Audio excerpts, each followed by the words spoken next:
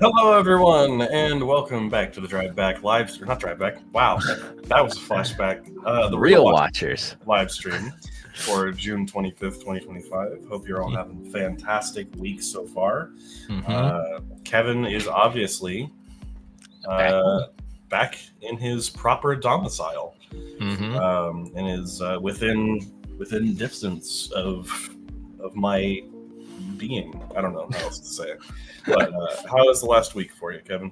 It was good. I mean, tried to get all of my last comps done for my X-ray stuff, and then took a 10-hour drive home on Friday to be here, and it was fun. It wasn't too bad. I got a ticket though, so that was it. Oh, a ticket. I did Wow. in What Vegas for? too. Speeding. Yeah, exactly. I But don't it was 73 and it's 55, but he know. bumped it. But no, he bumped it down to 5 miles over. So Oh, that's a nice officer or officer, Yep. however you want to say it. officer. But yeah, if you can't tell, I'm currently fighting some sort of sinus infection or allergy, something, after taking a flight this weekend. So apologies if my voice doesn't sound as silky smooth as normal. Probably sounds deeper, actually. I don't know. But anyhow, let's go ahead and jump into the news. And we got a big one that literally just broke probably within the last hour. And that is that Denis Villeneuve has been announced as the director for the next James Bond film. Cool. Awesome. Which is weird because we got a list earlier this week about who they were looking at, and Villeneuve was one of them. I didn't think they would, just because he's doing, obviously, Dune 3 right now, and then he has another film that he's working on, but every film seems to be smaller than Dune, and I'm glad that it's not another sci-fi film, because I don't really want him to get typecast. I think he's good at any kind of film. So, but I think this is a great fit. I think it's going to be a great visual film. Yeah. Which I think it should be. But then also, hopefully, with a good story, and hopefully they can get the right cast, because that'll be important. I can see this kind of this being his like Las Vegas film, kind of like very flashy and artsy a little bit. And Sure. I just like you said, I don't want him to be the sci-fi guy. I want him to be, he did Dune, but did you see that James Bond movie that he did? Like, give him a little bit more of a portfolio, I would say.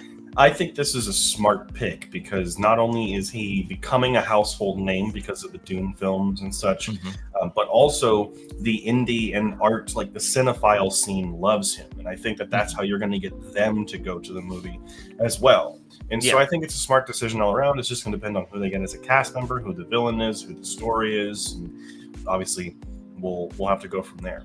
Yeah, exactly. But John Bernthal joined Spider-Man Brand New Day as Punisher. Fantastic. I think as soon as you hear John Bernthal's name, I think of Punisher right away. I mean, and maybe The Walking Dead, but those are the only two that I can think of him being in. Honestly, he's played so many small roles over the years that it's cool to see him join this. I mean, he's the second character from the Daredevil show to get into the film. The films, obviously, Charlie Cox's Daredevil was in the last Spider-Man film. So, well, he was in there as Matt Murdock, but it wasn't in costume. But this is cool. I think it's great to bring in some of the characters from the TV show, and hopefully they do that for Secret Wars and everything else as well. Yeah, you just get a little piece of everybody. Yeah. Next up, really sad news here. Pixar is suffering its worst opening ever with Elio, a year after their biggest film ever, which is really sad news.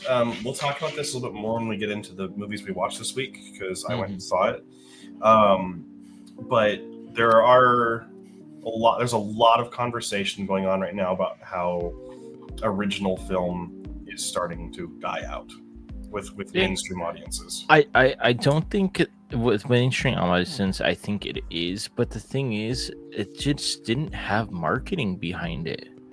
Like I maybe saw the trailer 4 times during this whole year and totally forgot it was coming out until it was coming out. So I don't think that is because it is a main it's a new idea or new like IP. It's just they just don't know how to market new stuff, unfortunately. Now, like, Yeah, it would have been sick to see, like, sign me up, Pixar and Disney, I got you right here. Seeing Elio and the slug, I don't know the slug's name because Glorden. Glorden at Disneyland or something like that, and that's how Sure. kids can relate to that. And something that gives us be like, hey, you know what, maybe I will go see that movie. But with this one, they're like, I was like, okay, it's another movie. Yeah, and I think just the problem. I think the marketing is definitely an issue here because, I forgot this movie was even happening until like Mm-hmm. the last couple months, where I was seeing the trailer a lot in front of other films, and Yeah. I've been excited for this because I like the concept. It's very close to something like ET, Yeah. but there were some ways you could have marketed it with NASA. You could have marketed it with, like this. There's a version of Space Force in this movie, and obviously there's some problems with like marketing with the military industrial complex, but like there's a lot of interesting ways that you could have advertised this movie a little bit more.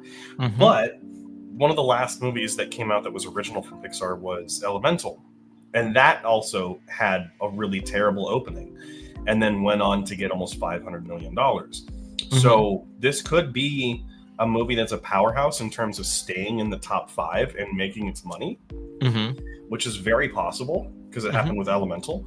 And I think that there is enough positive word of mouth with this movie that it will most likely continue to make money. I don't know if it's going to be a flop necessarily off the bat. Well, But and we also have July 4th weekend coming up too, and that could be a big hit with Emilio. Is that how you say it? Elio. Sorry, I already forgot it. See, but I think it'll shine during that 4th of July weekend. it's going to be hard though because we also got Jurassic World coming out next week. We have F1 coming out this week. But our kids gonna go see those? I think unfortunately kids are going to go see Jurassic World Rebirth. I think because it's always marketed with toys and stuff. But we'll have to wait and see. But next up, Netflix is in the talks with James Bowden to direct Dragon's Lair. Dragon's Lair. Dragon's Lair. Lair. Oh, I had it right. Damn it. A Ryan Reynolds led adaptation of a 1980s arcade game. That would be pretty sick. Yeah, I guess this has been a Ryan Reynolds project for a while that he's been wanting to do. James Bowden being most well known for directing the Disney Muppets films, which are pretty well liked, and then doing some other kind of TV show stuff lately. I guess there's some Dora movies that he did as well. So, I mean, it depends on the kind of tone they're going for. It looks like he's mostly doing family entertainment, which if that's the route they want to go, then go for it. Yeah, I mean, interesting to have to see concepts and what it actually wants to classify itself as, which would be interesting. Once you Google Dragon's Lair, you'll know exactly. Oh, okay. Yeah. All right. Next up, Meet the Parents 4 is officially a go, with Paramount joining Universal to co-produce and handle international rollout for the 2026 sequel, which I believe means that Ben Stiller and Robert De Niro are coming back as well, confirmed, and they did announce that Owen Wilson is coming back in his character. So we are getting a 4th one, which these are movies that people genuinely seem to like. Enjoy. I don't know if we need a 4th one, but I think because the first one was meeting your parent-in-law to be kind of a thing, and then the sequel was meeting the other set of parents for the other person, and then the third one was meeting the children. So what's the 4th one? Grandchildren? Yeah, maybe. Who knows? You never know. But next up, first reviews for Megan 2.0 put in at 61% on Rotten Tomatoes and a 56% or percentage on Metacritic. Not too bad. I mean, it's another horror movie that I don't know is PG-13. So we'll see. I think Megan 2.0 is actually R. Well, I saw PG-13 on Regal. Oh, it is PG-13. You're right. Yeah, this is lower a reaction than the first film. Yep. I think a couple reviews that I had seen were complaining about a complete tonal shift which doesn't really work. Although I did hear from some review screenings that this film was enjoyed massively by the audience. So this might be something that the audiences enjoy, but critically, it's didn't work out. Yeah. Not that the first movie was particularly great. I mean, we'll see. But yeah, I'm excited to see what if it could be something where I think or you think it's better than the first one. So I mean, yeah, we'll talk about one of those during. I mean, the same kind of thing worked out for Alien and Aliens. Those were that was horror than action. So who knows? Next up, similarly, the first reviews for F1 the movie put it at 81% on Rotten Tomatoes and a 70 on Metacritic. Seems to be lower scores than Top Gun Maverick from the same director, but still pretty good ones altogether. Again, this doesn't have that name that Top Gun has. This is just its standalone F1. So it's not like a sequel or anything like that. So I think it's doing pretty well, especially with like the hype of F1 still going on right now too, and how it's gotten so much more popular during like a couple years or anything like that. So I think I can't wait to see this movie. I think it looks fantastic. So yeah, every time I've seen a trailer, I think like people in the audience are like, oh, okay. And then I've seen like a couple of older audience members when they see the director of Top Gun Maverick go, oh, this will be good. Yeah. So I think that it will get that kind of like 25 to 40 demographic will probably come in to see this. So I don't know. I think it'll be popular. I don't know. I don't think it's necessarily going to be a huge movie though. But they did. This wasn't really like big newsworthy, but I guess that they are doing a Days of Thunder 2. With Tom Cruise, and that might cross over with F1, which is interesting. Actual racing crossover with left turns. Yeah, so, we got that before Fast and the Furious and Jurassic Park. Just saying. There you go. This is you, not me. Yeah, I know. Next up, Lee Cronin's The Mummy finishes filming. Cool. Can't wait to see a trailer for this one and a date to go see this at. Obviously, Lee Cronin being the director of Evil Dead Rise, which we both really enjoyed. So excited to see what this will do. So, yeah. Exciting news here. The Social Network 2 has been announced. It'll be called The Social Network Part 2. And we'll be having the writer, Aaron Sorkin, coming back to write the film, and also will be directing it this time. This will be based on a series of Wall Street Journal articles about Facebook. So it'll probably be about, kind of going from it'll be a more modern kind of story about Facebook, which will be interesting. I think we need the first movie is so good, and I think more movies to poke holes in kind of the mythos of social media is never a bad thing. Gotcha. So, yeah, I haven't seen it yet, so I can't say anything. Well, there you go. You never know. Blade script woes have been fixed, and the project is moving forward. Cool, because I want to see this Blade movie, so I am so down for it. Hopefully, it retains the period piece aspect. I think we'll see once Fantastic Four comes out, if people respond positively to the 1960s alternate universe look, if they like that, then we could probably. There was rumors that this would be like a 1920s type gangster setting or something, which I would totally. I'm down for that. Yeah. Next up, exciting news. Spielberg's UFO movie has apparently wrapped filming, which coming out next year, I believe. Super excited for this because Spielberg is not only one of my favorite directors, but I would say one of the best directors of all time. So very excited to see whatever this film is going to be. It's got a great cast. I can't wait to see that first trailer too. That's going to be so good because we don't have a name, right? We just have UFO movie. It's just a UFO movie. That's cool. I can't wait to hear that name too. But next up, Sinners will be available to stream on HBO Max on July 4th. So if you don't want to go to the movie theaters, which we highly suggest going, Sinners is going to be there for you. So I will be definitely watching it. Yeah, because you should have seen this in theaters, but I'm glad you'll be able to watch it now. But who knows? July 4th, Kevin and I might be going to see Jurassic World. Who knows? Who knows? I mean, that'd be a fun way to spend 4th of July, right? Yeah. Anyhow, last up here, this was actually originally the first article because it was kind of a big piece of news, but the Denis Villeneuve thing kind of pushed it down. But based off a recent survey, given to owners of like Regal and AMC and things like that, 54% of exhibition executives believe that traditional moviegoing has less than 20 years left as a viable business model. I don't see that. I think that the survey was worded a little weird from what I read, but they also are, instead of trying to focus on growth, they're doing cost-cutting measures as a way of downsizing almost. There's also a lot of the kind of executive teams or like the like boards also think that this is not going to be a viable strategy going forward.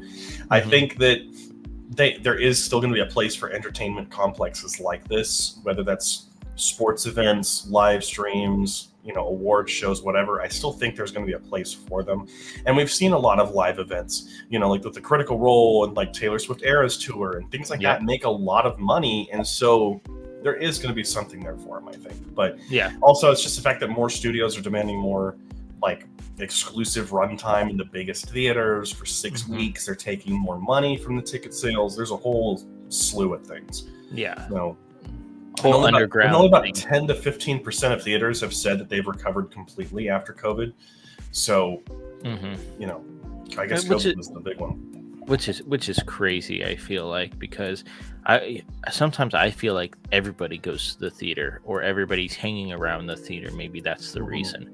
But it's like, how are we going to watch, I don't know, I want to say the next big director like Steven Spielberg? How would us as when we get older, how are we going to be like, hey, that was great in theaters? Or if when we have kids or adopt kids, something like that, hey, I remember seeing this in theater. And then how are you going to show that to your kids? Like, you're not going to show it on like a 20-inch monitor. If theaters go away in my lifetime, I will probably not be long for this world, because they are a special place, and that is where I'll leave it. But that's going to be it for the news segments this week. Fox Pixar finally seen Lilo and Stitch. They got it right. Would agree. Nice. I think it was pretty good. All right. Sorry, I saw that at the beginning, and then I forgot that it was there. I forgot to mention it before we started. So thank you for waiting. Do you think maybe movies are going streaming too quickly from theaters? Yes. Yes, absolutely.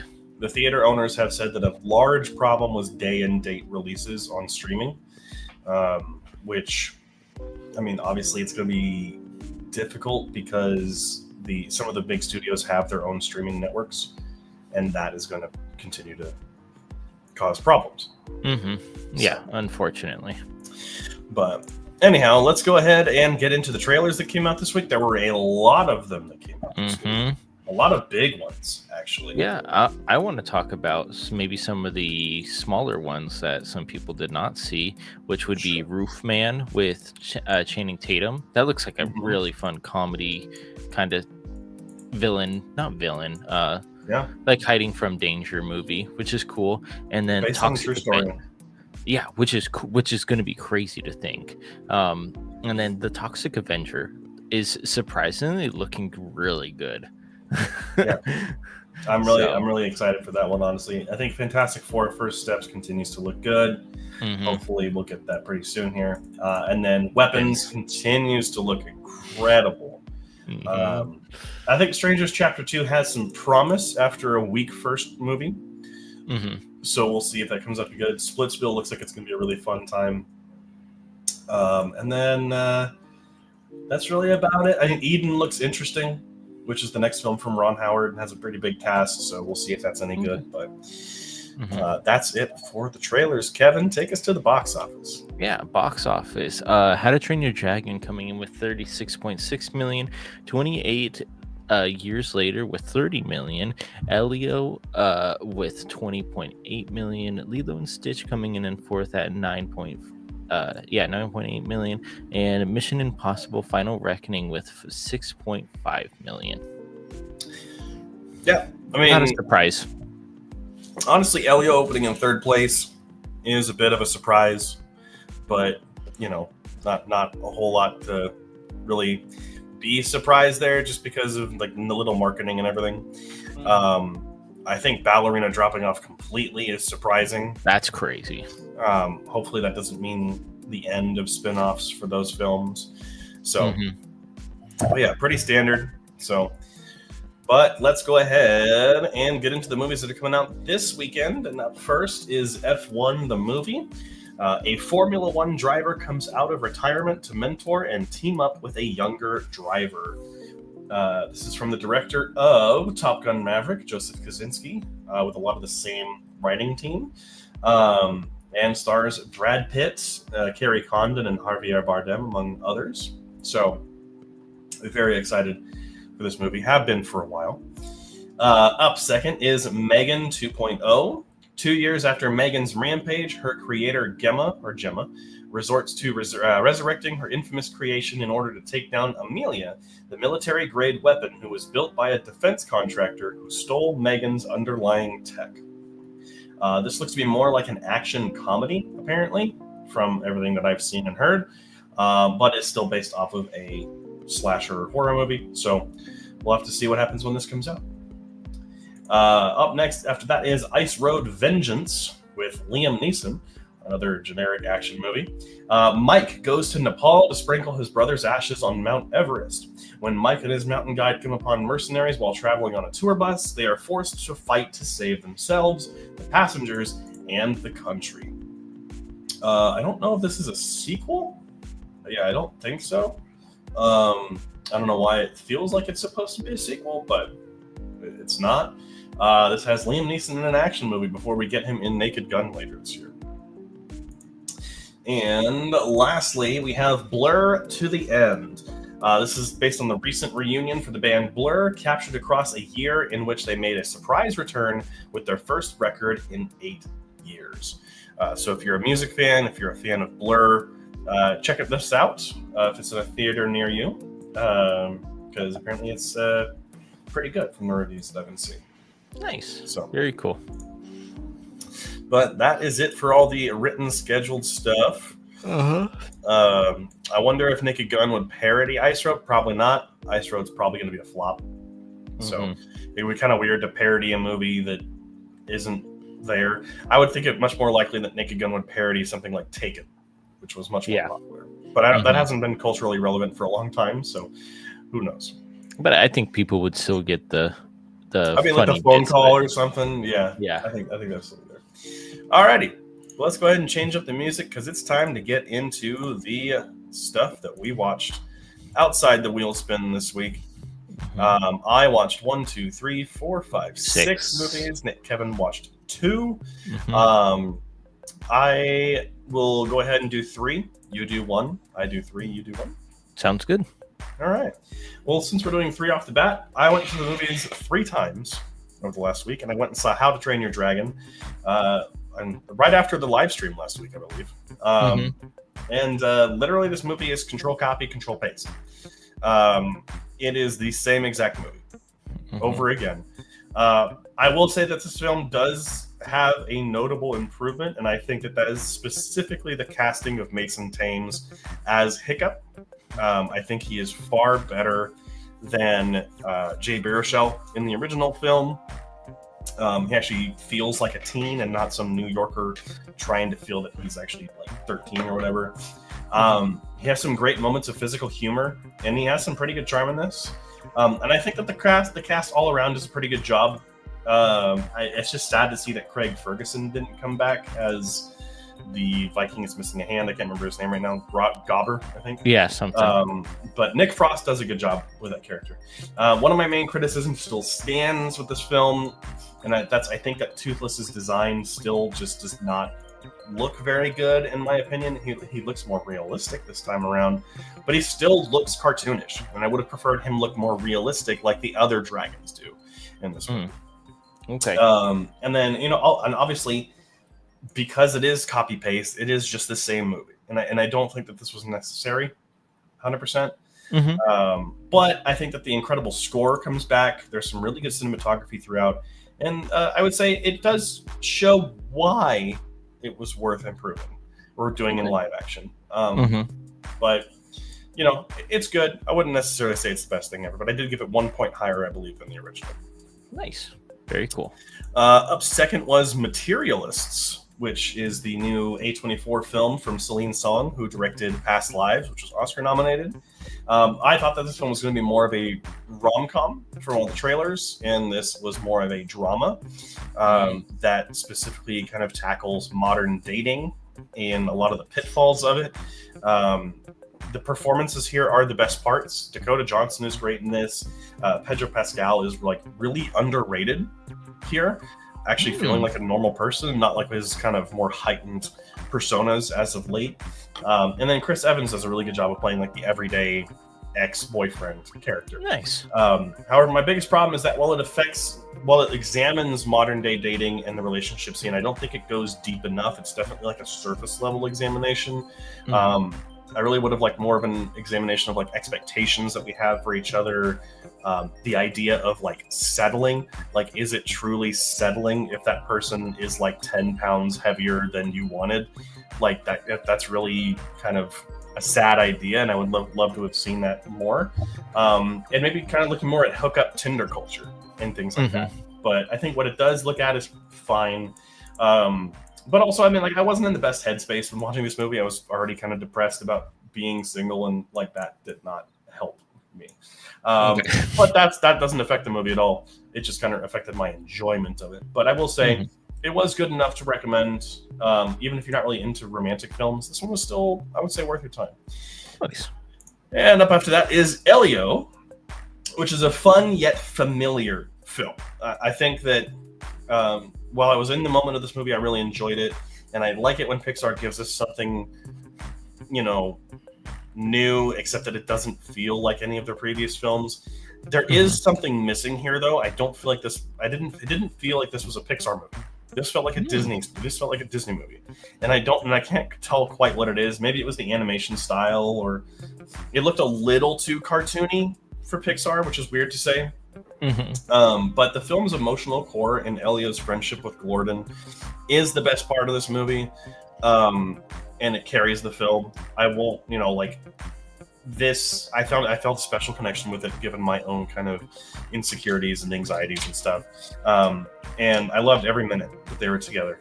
The problem is that the film is clearly inspired by films like Close Encounters of the Third Kind and Flight of the Navigator and E.T., but it doesn't go above them. It's just not as good as those, but it's definitely emulating them. So, and Millie should hopefully not be destroying clothing. No, I think we're good. So, anyhow, but the film can't match its inspirations, and it just kind of feels like a conglomeration as opposed to an evolution. But I think it's still a fun time with some good visuals. So, I gave it a 79. Nice, very cool. Well, I'll do my one, Naked Gun, from the Files of Police Squad, and this is just a fun comedy movie that doesn't take itself seriously, and it tells. And then what else? What was he gonna say? I had it in my head and now it just went blank. It's just like, it's like a fun airplane movie without airplanes is what I like. I have it as. So like you have the comedy of Airplane, like them going through all of the airplane kind of nostalgia, going to the like the cockpit and everything like that, and then this one is all through the police and force and everything like that. The love story in this I didn't really care for, but I was there for the comedy, and that's why I liked it. And I wanted to watch this just before the new one comes out, so I gave it an 81 out of 100. There you go. You still got two more to watch too. So I'm halfway through two and a half. Alrighty, my next movie was The Royal Tenenbaums. I saw this was on Hulu or Disney Plus the other day, and I had never seen it but wanted to. And I really like this. I think this is one of my new favorites from Wes Anderson. I think it's second to Grand Budapest Hotel. And I think that this film has what's missing in a lot of his latest films, which is emotion. This movie really wears its emotions on its sleeve, as much as it does have those weird and quirky characters. It is funny. It is like genuine in the story that it's telling. I love Gene Hackman in this movie. I think he's fantastic. Rest in peace, Mr. Hackman. You feel his joy. You empathize with his failings. It is a really sweet character. Angelica Houston's also great. Luke Wilson is great here. I mean, there's not really a bad member of the cast except Gwyneth Paltrow. I really did not enjoy her in this film. I think her character was just too wooden and too unlikable. And I think that was mostly, I don't know if that was the writing or her performance, and I'm venturing on the thing that was her performance.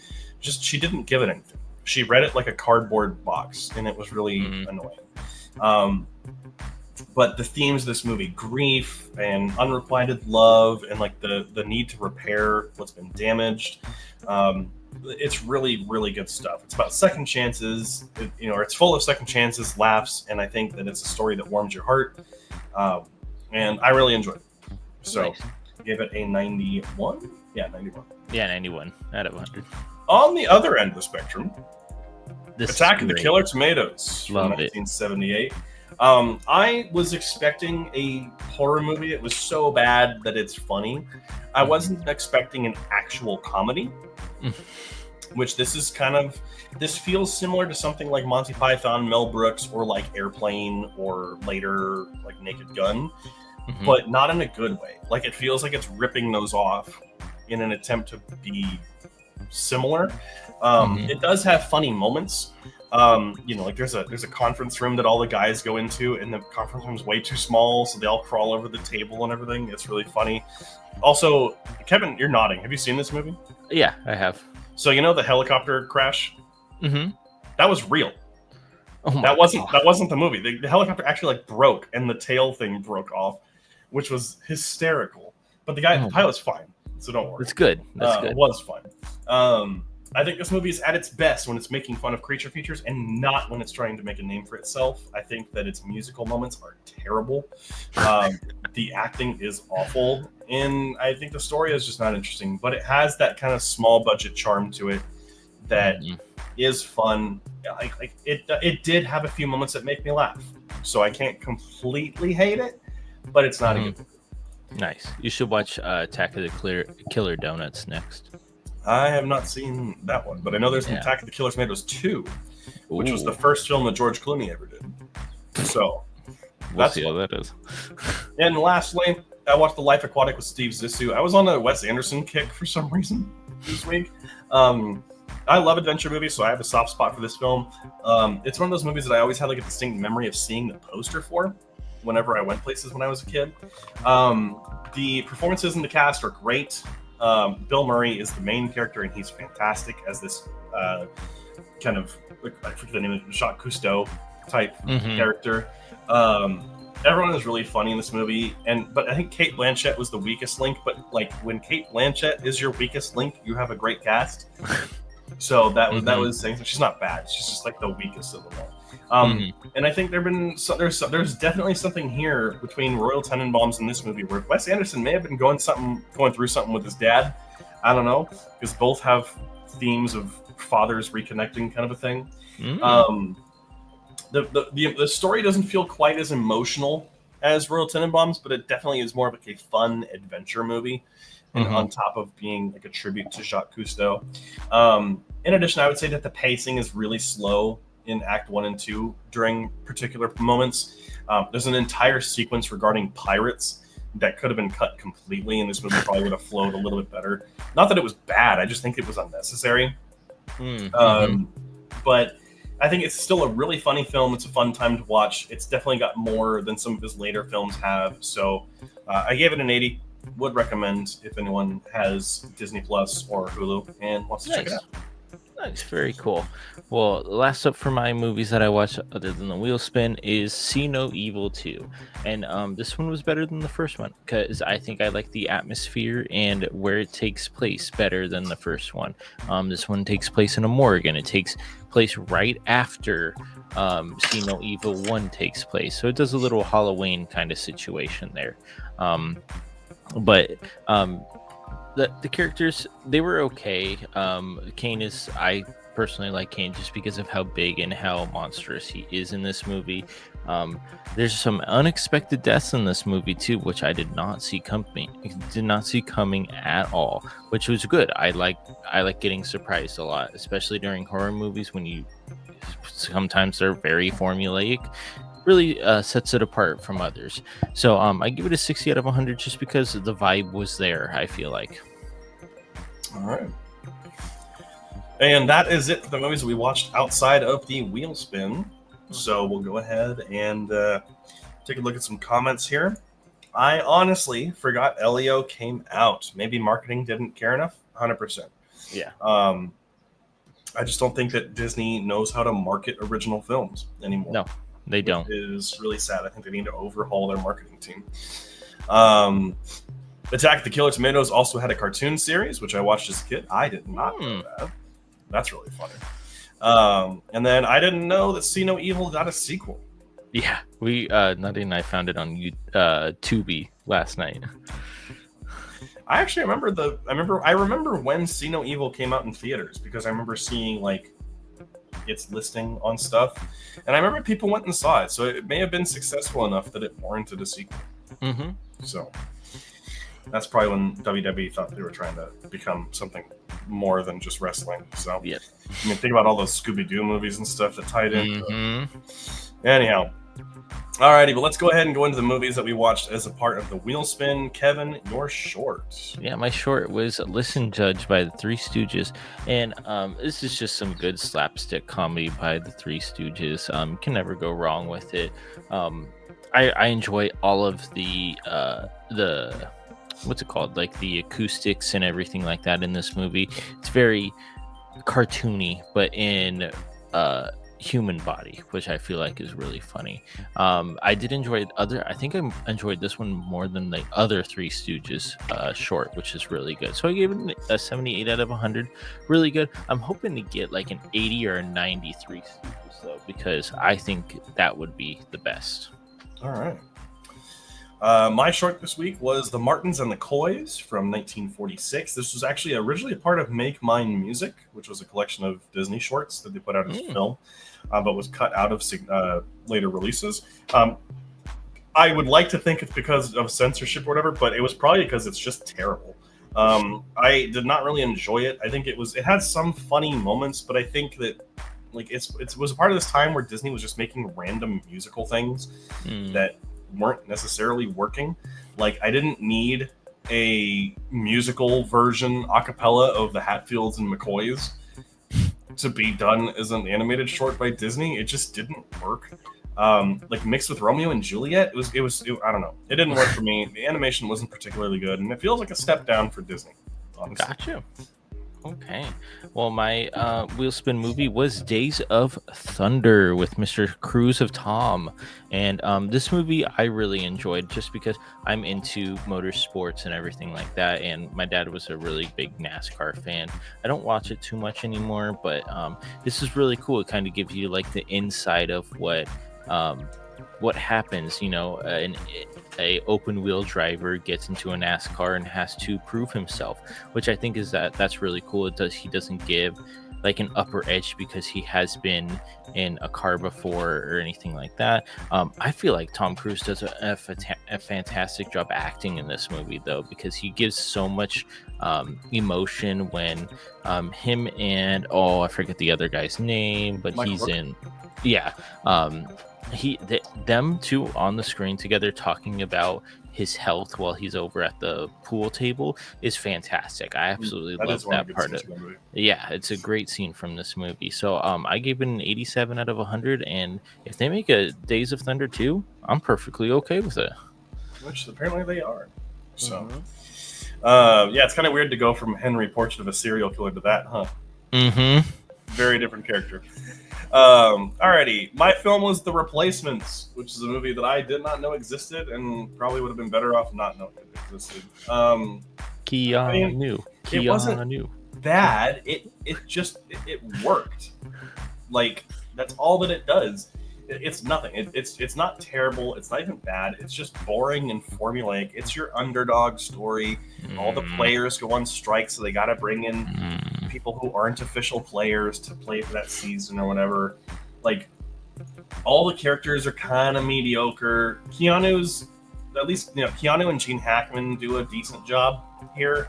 It feels like they're actually giving it some effort, which is nice. There are more than a few moments that don't age well, though. which is really sad. This is from 2000. Like, I feel like people would start to know better by then, but I guess not. But that's where a majority of the film's comedy comes from. And I say that because the movie's not funny by any means. And I just did not, it was definitely felt like it was trying a little too hard. It really feels like they're going for like a Longest Yard type story, like that kind of funny, raunchy sports movie, but it's also an underdog one.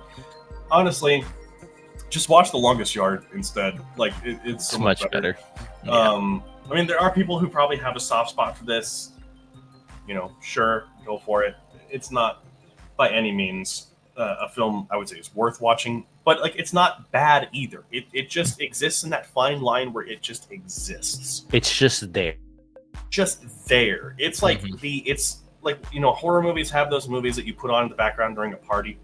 They're not great, but they at least take up some space. It's like that, but for sports movies. Oh, okay. Okay. But that is it for the movies that are not part of the wheel spin. So we'll go ahead and give it 2 minutes if you have any movies you want to add to our favorite part of the show, which is what, Kevin? We're spinning the wheel to get movies to watch this week. Holy moly. I feel like that it's a long title every time. I know. But anyhow, we'll give it, like I said, 2 minutes. If you have any suggestions you want to add to the wheel, go ahead and let us know. We're currently at 315, so man, we're flying high. So go ahead and give us something. Kevin, you watched what's it called? Days of Thunder. Days of Thunder this week. We both got sports movies, technically. So what are you hoping for? Not a sports movie. Not a sports movie. That's totally fair. Joey said The Mission from 1986. Nice. I don't know. I really want to watch Atlantis and stuff like that, but get it from the wheel spin because I haven't watched that in a long time. So. It's like, why don't you just watch it? Is Atlantis on the list? No, it's not. Yeah. No, it's not. It's not. I thought it was. No. Because it was Treasure Planet Atlantis. Well, you know what? Here, I'll throw it on there for you. Okay.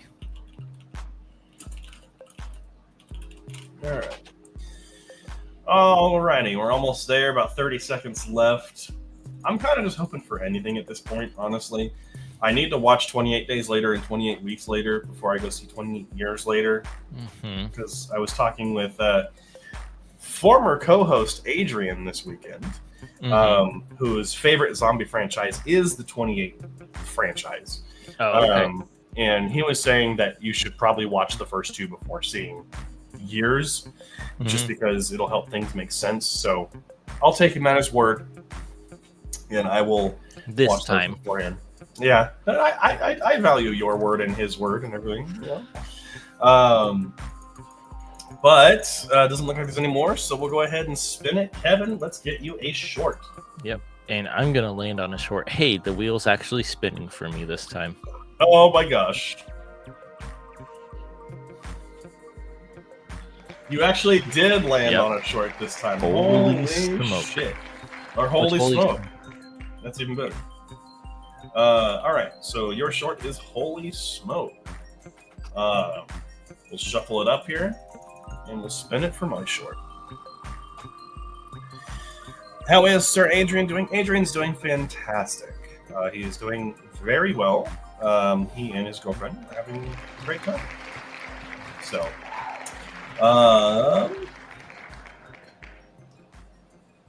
Rabbit Punch, I believe, is what the short is. Sorry, yeah, Rabbit Punch. I had to actually really lean in on that one.